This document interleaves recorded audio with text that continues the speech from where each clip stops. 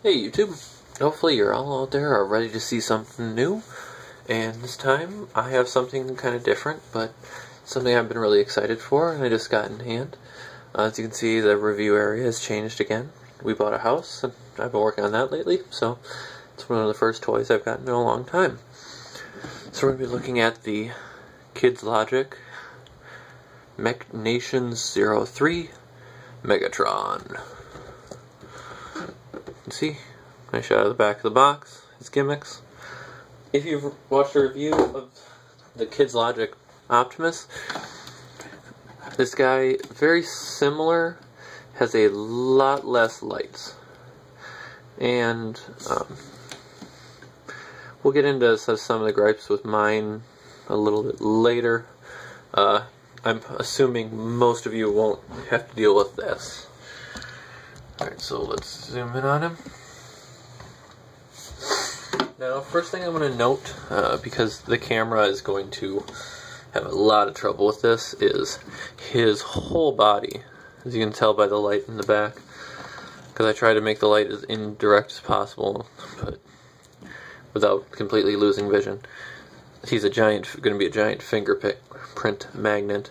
His entire body is plastic, but very gloss metal, and very, very just shiny. Without lack of a better word, shiny.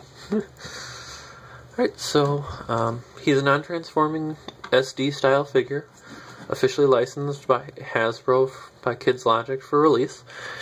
Retail price from US retailers is about $130. If you order it from Chinese retailer, you're going to pay about $25 in shipping, but you can usually get the figure for closer to about $90. His official release date is November of this year. However, they did have some that came out early at AGN, I believe it's AGN Con in China. So if you had a friend there, you were able to possibly get them, as well as you can get a couple of them that are floating around on eBay right now, which is the reason why I'm hoping some of the little nitpicky stuff that I have you won't have to deal with. I guess we'll start off with the blatant thing. It's articulation. On him, you have a head forward, 3 clicks back, all ratcheted joint. It can rotate a full 180 degrees.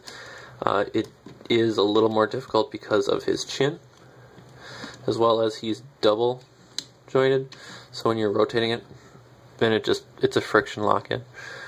So what I've been doing, pick the point where you want the shoulder piece for the head tilt and lock it in. That way it stays there. Arms can swing back, again ratcheted, up only about that far, rotate 360. He's got a shoulder slide. I honestly can't say I totally understand the point of this. It looks cool, but I just don't get the point of it. Rotation below the shoulder, or bicep, but a little less than 90 degrees on the elbow, and a very odd 360 rotation at the wrist, similar to what Prime had. It's a cut joint. Over at the torso, you can bend forward just below the chest. This is the loosest part on mine. Again, I'm hoping that was just because it was one of the AG Con early ones. Ball joint and rotation at the waist. Flares out on the side.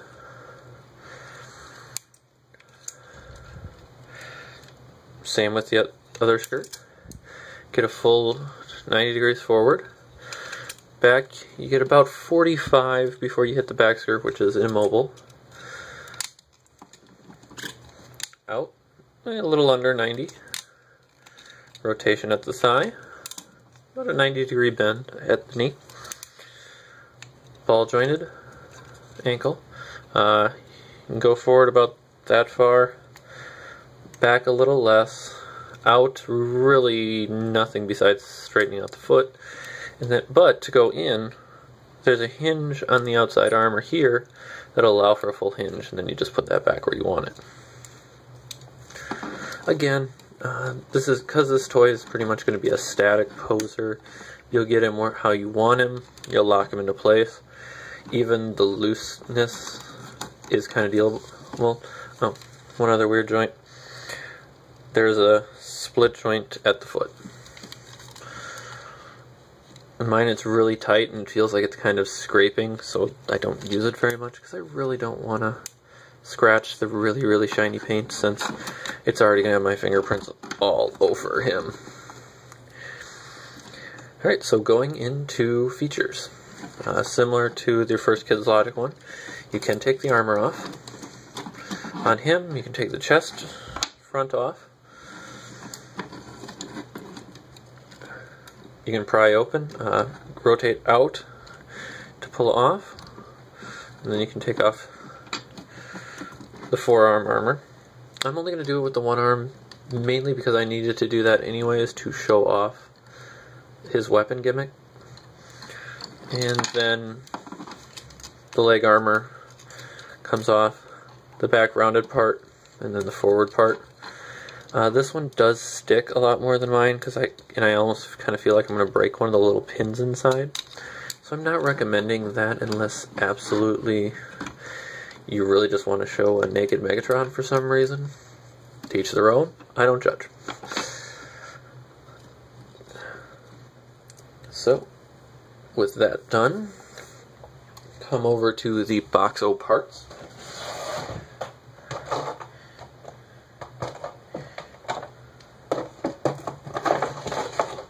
So, part-wise, you're going to get an additional face. And we'll get into that in a minute. Which is again, very shiny, very glossed. And it's just your basic frown. Right now he's got on his screaming face. Which actually I can note one other armor piece. His helmet does come off. Which I do like because it has that nice etching similar to the IDW Megatron before he was Megatron. And you get two sets of hands. You get one splayed hand, which is your full-on wide base splay. And then one relaxed palm, I guess. That's probably the best way to describe it.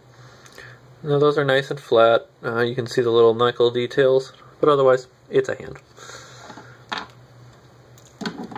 So, the next part that Megatron always needs is the fusion cannon. For that one, it's going to go on the same way the other armor piece came off. So come over to the side, and it's really hard to do any of this without bumping one of the primary gimmicks of this figure. Actually, it is probably the primary gimmick, because unlike Prime, they got rid of most of the lighting in favor of this one gimmick. So if you don't like this gimmick, he's probably not worth the price, but if you like SDs, you're going to want him either way. So, following along with the traditional Kids Logic or the last release, as you can see there's a button in the back to light up the chest. Come around, put the chest armor on, and you have your light up Decepticon logo. As always, on the back, pull out the tag,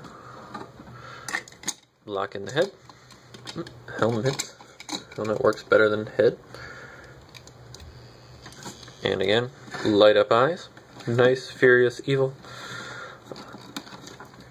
Balance wise, again, a little hard to balance.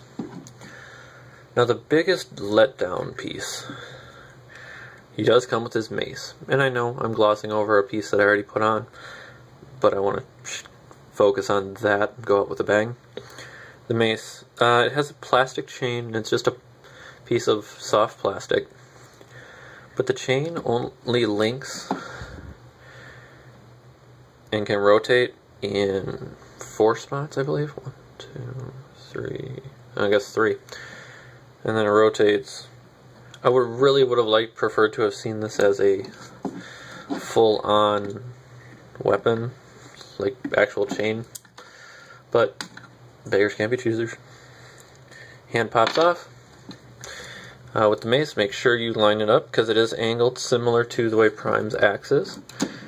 Plug it in, and there you get Megatron's mace. Again, as you can see, based on how it just kind of drops, I would have preferred a chain for that drop, but it's one of those cost measures that probably saved them a little bit in the long run, but on a $130 toy, it would have been nice to see the full chain mace. So we'll turn off the other lights. We'll even gonna turn off the main camera light.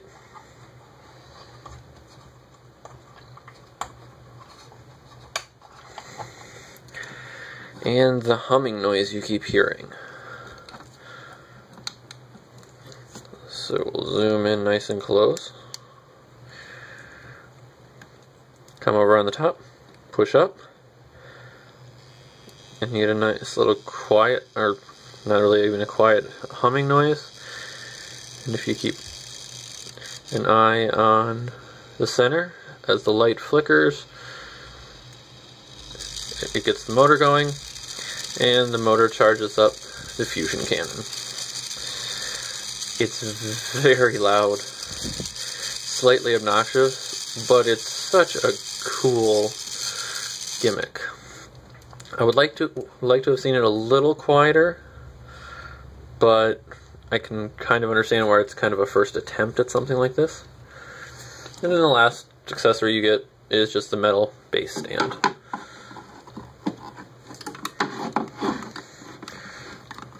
Wrap him around. He can stand on his own, however, if for some reason you have a shelf that gets jostled at all, especially if for some reason yours ends up loose like mine was, I would probably recommend using this stand, just because it's nice for some of the other features. Alright, so for quick size comparisons, I should probably take him off the stand. Here he is with Kids Logic Optimus Prime, which is the basic one that everybody wants to see. He's actually a little shorter than Prime, and I'm not a huge fan of that. I really wish they wouldn't have made him shorter. But, again, I still love the toy, but he does definitely have some flaws. Another just random SD one. Here is with the Dream EX Voltron. Just for the record, this figure right now, if you try to get one, goes for about $120 to $150 versus the $90 if you order it from China plus $25 shipping, so you're about $115. You do at least get a big difference, but this guy's mostly metal, that guy's mostly plastic. Here's the model kit, the top model kit of SD. Again, nice kit. Actually, this one, I will say, if this one was a little taller, I actually would like the look of these two together. And one last SD, and that's